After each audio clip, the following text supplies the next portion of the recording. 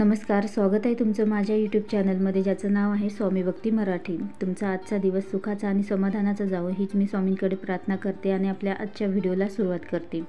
24 जुलै 2024 वार बुधवार। तर या दिवशी आलेले आहे संकष्ट चतुर्थी। तर आषाढ महिन्यातील पहिली संकष्ट चतुर्थी। तर प्रत्येक महिन्याला संकष्ट चतुर्थी येते आणि संकष्ट चतुर्थी ही गणपती बाप्पांना समर्पित आहे आणि या दिवशी गणपती बाप्पांची विधिवत पूजा केली जाते। त्यासोबतच या दिवशी व्रतही केले जाते। प्रत्येक महिन्याला संकष्ट चतुर्थी व्रत केले जाते आणि जो हे व्रत करतो तर त्यांच्या जीवनामध्ये सुख समृद्धी नांदते आणि बुद्धीही प्राप्त होते।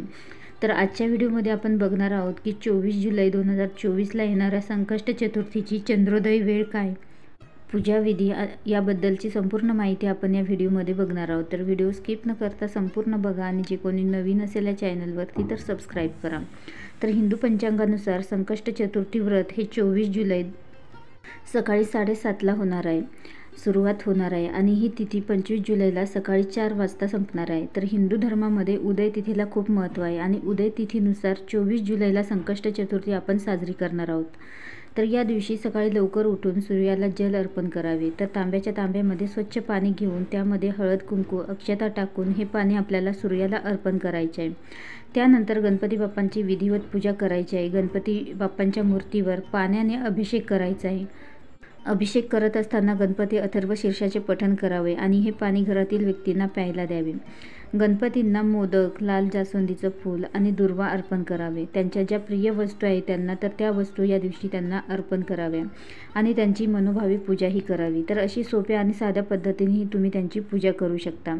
तर या दिवशी तुम्ही अनेक उपायही करतात, गणपती बाप्पांच्या अनेक सेवाही केल्या जातात, त्यासोबतच अनेक उपायही केले जाते।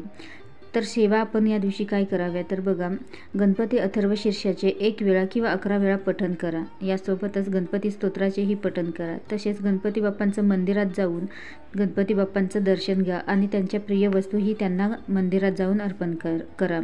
तर 24 जुलैला चंद्रोदयाची वेळ ही संध्याकाळी 9:45 असणार आहे आणि चंद्रोदय झाल्याने हे व्रत तुम्ही सोडू शकता।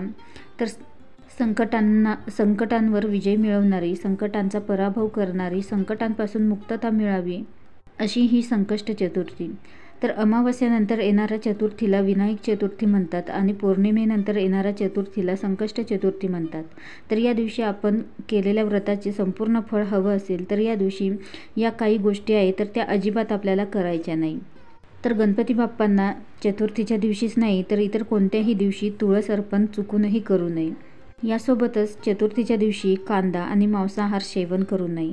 उपवास केला किंवा नाही केला तरीही आपल्याला या गोष्टी टाळायच्या आहे। त्यासोबतच या दिवशी ब्रह्मचर्याचे पालन करावे।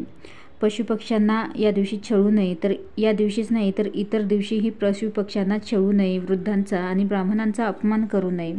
तर या दिवशी खोटं बोलल्यामुळे नोकरी व्यवसायामध्ये तोटा होतो असं म्हटले जाते। कोणाचा अपमान करू नये।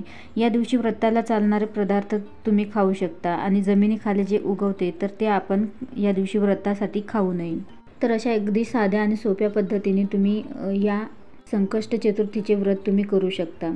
तर तुम्ही अगदी काही नियमांचे पालन करून तुम्ही जर हे व्रत केले तर नक्कीच गणपती बाप्पा तुमच्यावर प्रसन्न होतील आणि तुमच्या ज्या काही समस्या, ज्या काही इच्छा असतील तर त्या नक्कीच पूर्ण करतील। त्यासोबतच गणपती बाप्पा हे विघ्नहर्ता आहे आणि बुद्धीचीही देवता आहे। तर तुमच्या आयुष्यामध्ये येणारे जे काही संकट असतील तर ते संकटही कमी होण्यास मदत होईल आणि तुमच्या मुलांचीही प्रगती होण्यास मदत होईल। तर अवश्य तुम्ही 24 जुलै 2024ला संकष्ट चतुर्थीला या प्रकारे अगदी साध्या आणि सोप्या पद्धतीने तुम्ही गणपती बाप्पांची पूजा करू शकता आणि जे काही नियम सांगितले आहे तर ते नियमही पाळू शकता। व्हिडिओ आवडला असेल तर लाईक करा, कमेंट करा, शेअर करा आणि सबस्क्राईब करा। श्री स्वामी समर्थ।